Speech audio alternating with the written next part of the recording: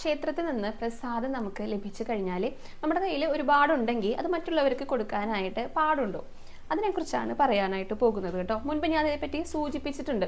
അപ്പോൾ എന്നിരുന്നാലും ഒന്നുകൂടെ പറയാം. നമ്മുടെ കയ്യിൽ ഇപ്പോൾ ഒരുപാട് പ്രസാദം കിട്ടിയെന്ന് വിചാരിക്കും. ഇപ്പോൾ പ്രസാദം എന്ന് പറയുന്നത് ഭഗവാനെ ആടിയതും ചൂടിയതൊക്കെയാണ്.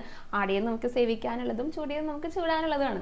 അപ്പോൾ അതിൽ നമുക്ക് കുറേ അധികം ഉണ്ടെന്ന് വിചാരിക്കാം. അപ്പം നമുക്ക് ആവശ്യമുള്ളത് എടുത്തിട്ട് ബാക്കിയുള്ളത് മറ്റുള്ളവർക്ക് കൊടുക്കണം എന്ന് തന്നെയാണ് പറയാനായിട്ടുള്ളത് കേട്ടോ. ഇപ്പോൾ കുറച്ച് ചന്ദനമോ കളഭോ ഒക്കെയാണ് കിട്ടിയെന്ന് വിചാരിക്കാം.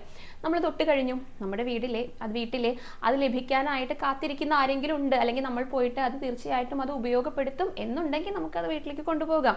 അല്ലെങ്കിൽ ഇപ്പോൾ ഗുരുവായൂർക്കൊക്കെ പോകുന്നത് കുറച്ച് പ്രസാദം കൊണ്ടുവരൂ എന്ന് പറഞ്ഞിട്ട് ആരെങ്കിലും ഏൽപ്പിച്ചിട്ടുണ്ടെങ്കിൽ അവർക്ക് കൊണ്ടുപോയി കൊടുക്കാം.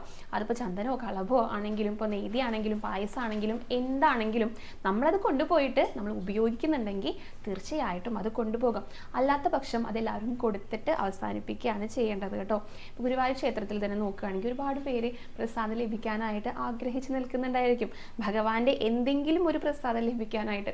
അപ്പം അങ്ങനെ കാത്തിരിക്കുന്നവർക്ക് നമ്മൾ കൊണ്ടുപോയി കൊടുക്കുകയാണെങ്കിൽ അതൊക്കെ വലിയ സന്തോഷമുള്ള കാര്യം. അവർക്ക് ഗുരുവായൂരപ്പനും അതൊക്കെ ഇഷ്ടമാണ്. അപ്പം അങ്ങനെയൊക്കെ കൊടുക്കാനായിട്ട് ശ്രമിക്കുക.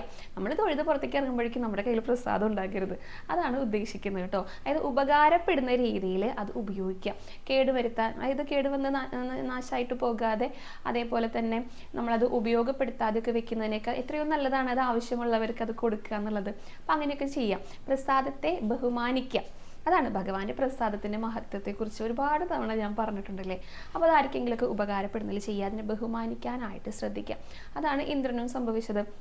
ദുർവാസാവ് കൊടുത്ത ആ ഒരു മാല അതപ്പം തന്നെ തലയിൽ ചൂടിയാൽ മതിയായിരുന്നു, അല്ലെങ്കിൽ അത് മടിയിലെങ്കിലും വെച്ചാൽ മതിയായിരുന്നു. അത് ആനയ്ക്ക് വെച്ച് കൊടുത്തു, ആന അത് നശിപ്പിച്ചു. ആന ദുർവാസാവിൻ്റെ ശാപവും കിട്ടി, ജരാതനകൾ ബാധിക്കട്ടെ എന്ന് പറഞ്ഞിട്ട്. അപ്പം അതിനെ വേണ്ട വിധത്തിൽ ബഹുമാനിച്ചില്ല, അതുകൊണ്ടാണ് അങ്ങനെ സംഭവിച്ചത്. അപ്പോൾ പ്രസാദത്തെ ബഹുമാനിക്കാനായിട്ട് ശ്രമിക്കാം. നമുക്ക് ആവശ്യമുള്ളത് എടുത്തിട്ട് ബാക്കിയുള്ളത് എല്ലാവർക്കുമായിട്ട് വിതരണം ചെയ്യുക. അവർക്കൊക്കെ നല്ല സന്തോഷമാവും. ശരിക്കും പ്രസാദം എന്നൊക്കെ പറഞ്ഞാൽ വളരെ കുറച്ചേ നമുക്ക് കഴിക്കുള്ളൂ. ഒരു തുള്ളി കഴിച്ചാൽ പോലും അതിൻ്റെ മഹത്വം എന്ന് പറയുന്നത് വളരെ വലുതാണ്. അതുകൊണ്ടാണ് തീർത്തൊക്കെ വളരെ കുറച്ച് നമുക്ക് നൽകുന്നത്.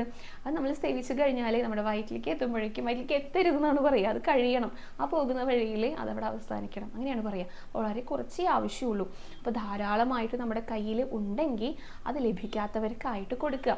നമുക്കിപ്പോൾ ആർക്കെങ്കിലും പ്രസാദം വെച്ച് നീട്ടുകയാണ്, ചിലർക്ക് അത് ചിന്നത് അപ്പം ഇഷ്ടമുള്ളവർ, അട ഇഷ്ടമുള്ളവരൊക്കെ ഉണ്ടായിരിക്കും. അത് എന്ത് തന്നെയാണെങ്കിലും നമ്മളത് സ്വീകരിക്കുക, എന്നിട്ട് നമുക്ക് മറ്റുള്ളവർക്ക് കൊടുക്കാമല്ലോ. അത് കിട്ടാനായിട്ട് ആഗ്രഹിക്കുന്നവരുണ്ടായിരിക്കും. പ്രസാദം കൂടുതലായിട്ടുണ്ടെങ്കിൽ അത് മറ്റുള്ളവർക്ക് കൊടുക്കുക.